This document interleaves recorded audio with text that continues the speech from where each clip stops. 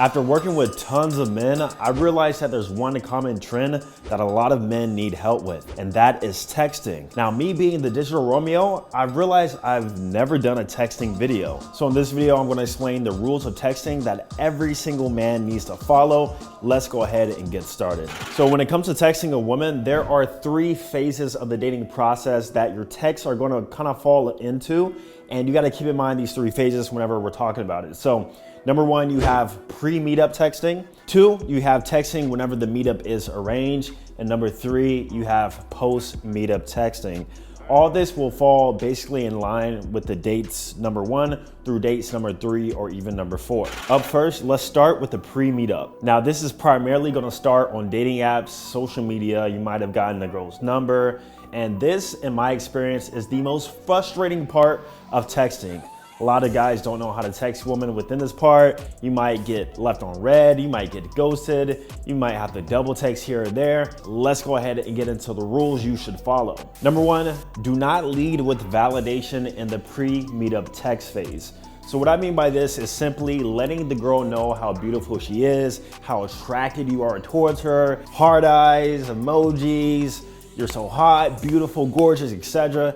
Guys, we've seen it time and time again. Women do not respect validation. That is why it is told not to give it. Because when you do give it, especially when you lead with it, you are immediately categorized in the box of, this guy is just like every other guy, pedestalizing my beauty. Bam, I'm so used to that. Why would I even take this guy seriously? Because, you know, she hears it and gets it literally every single day, multiple times a day. So with that being said, never lead with validation. If you're red pill aware to any degree, you should probably already know this by now. However, if you're the average Joe, now you know. Up next, you wanna text her back slowly, but move quickly, all right? It's kind of going against each other, but let me explain more. So within this dating process, I have something called a dating funnel. I teach it to my digital Romeo students. And if you guys want to check out the free dating funnel ebook, go ahead and click down below this video. That's what I'm referencing right here. And when I say you want to text her back slow, that means the priority. So a woman who is in the pre-meetup phase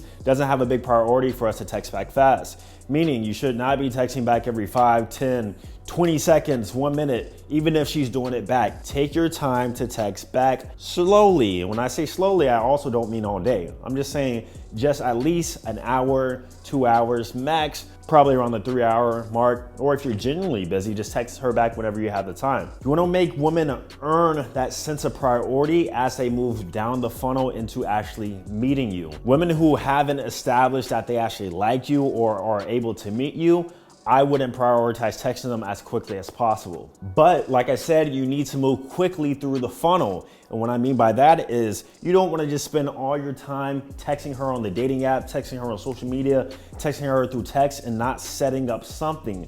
You need to move quickly and set up a date as soon as you can once that comfort is built. And I've found that usually between 5 to even max 15 messages, that comfort and attraction can be built to a degree to where she'll be willing and able to go out on a date with you. And if she's not, then that's when you disqualify her as a time waster and or an attention seeker. Speaking of that, the next rule you need to follow is to protect your attention within this phase, because as I mentioned just now, you're going to deal with a lot of attention seekers, a lot of women who might not genuinely be interested in you, but will like texting you. So that's why, number 1, we put the priority low. And then also we need to move quickly. But like I said, you need to protect your time and attention by filtering out those low interest women. Now moving on to the second phase. And this phase is when the meetup is arranged. And even though you set up the date, you can actually still blow it if you text the wrong way. That's why texting is so important, because even though you already got a date set, trust me, it can still go wrong. The biggest thing in this phase is that you need to maintain the mystery about yourself. A big problem that a lot of guys do is that they will continue texting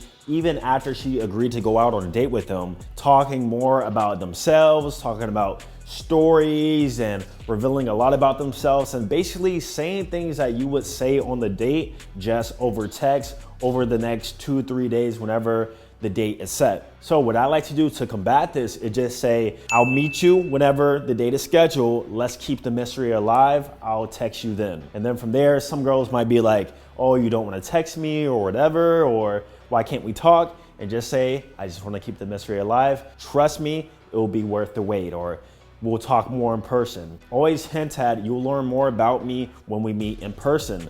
After the date is set, do not keep texting for days and days on end. Trust me, you can ruin it here. A lot more can go wrong than can go right. And if too much mystery is revealed, then that can essentially disqualify you and make a woman lose interest in you. I don't make the rules, I just report them. Another rule within this phase is to not disqualify yourself. That's why I also say maintain the mystery, because a lot of guys, they just talk too much or they say something that can turn a woman off, and bam, she agreed to go out on the date just a few hours ago, but now she's gonna flake on you and you don't even know it yet because you just disqualified yourself by something you said in the text. If you're gonna disqualify yourself, at least do it in person. At least show up to the date and then disqualify yourself. Don't do it throughout the texting process. Are you tired of getting on dating apps and not getting the results that you want, the quality of women that you want, or maybe even the quantity of women that you want? You're tired of getting flaked on, ghosted, just overall disregarded. You wanna be a man of value, increase your sex appeal, increase your finances, and increase your value to the marketplace. Then I'm gonna need you to apply for my Digital Romeo mentorship. This is a 12-week mentorship where I'll take you through the exact processes that I did in my own personal life to increase my looks, to increase my sex appeal, and to learn what it really takes to master online dating so that you can then translate that into more success. Not only that, but I'll teach you how to build your status on online media platforms so that you can also leverage that for more dating success and financial success. We don't work for everybody, but you may be a good fit. If so, click the link down below to apply to the 12-week mentorship, and I'll see you soon. Back to the video.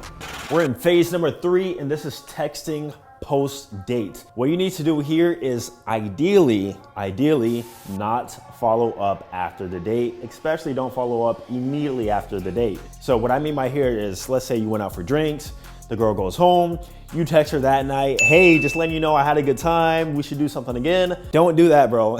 Leave some mystery in the air, let her think. You want her to actually question to herself, did that date go well? Does this guy actually like me? And that will make her more intrigued towards you and potentially text you first after the first date. That's what I always go for, is the woman texting me after the first date. Hey, I had a great time. Hey, what are you up to? Replying to my stories, sending memes, like initiating communication to some aspect or degree. And I've dated enough women to know that if a woman does not initiate contact after a first date, then that is a high probable chance that she probably isn't that into you. I promise you, high interest women that you go out on dates with that actually like you will literally 95% chance text you after the first date. And if they are not doing that, then you did something wrong on the first date, or she just doesn't like you. However, if you want to play the risk of texting after the first date and you initiating contact, then what I recommend you do is at least wait between 2 and 3 days before sending another follow-up text, and then just kind of having some banter. Maybe you can go off a conversation that you had on the date and play a part of that conversation, and or just be friendly, be like, hey, what's up? How's the last few days been? And make small talk conversation, and then use that conversation to schedule the next date. You don't want to put yourself back in the trap of just mindlessly texting for no reason, days on end, and making her lose interest in you. Yes, you have met her one time, but you still got to play by these rules, guys. In regards to scheduling the next date, I like to do this about 4 to 7 days after the first date has already been scheduled, because another part and rule you need to follow here is that you need to maintain momentum throughout the initial dating process or the courtship. And the way you maintain momentum is by staying in communication and then seeing each other at least once a week between dates 1 through 4. If you can up the frequency, let's say she's really into you, she wants to see you 3 days after the first date, then if you got the time to do it, go ahead and set the date and see her 3-4 days after the first date. Point is, up until the time you actually have sex with her, you need to keep that momentum fast and high, keep it moving. Remember the dating funnel, speed? Speed is super important in the new dating courtship. Those were some of the rules I follow in pre-meetup, meetup arrange, and also post-meetup in the early dating phases.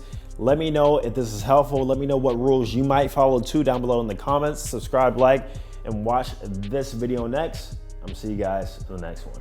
Peace.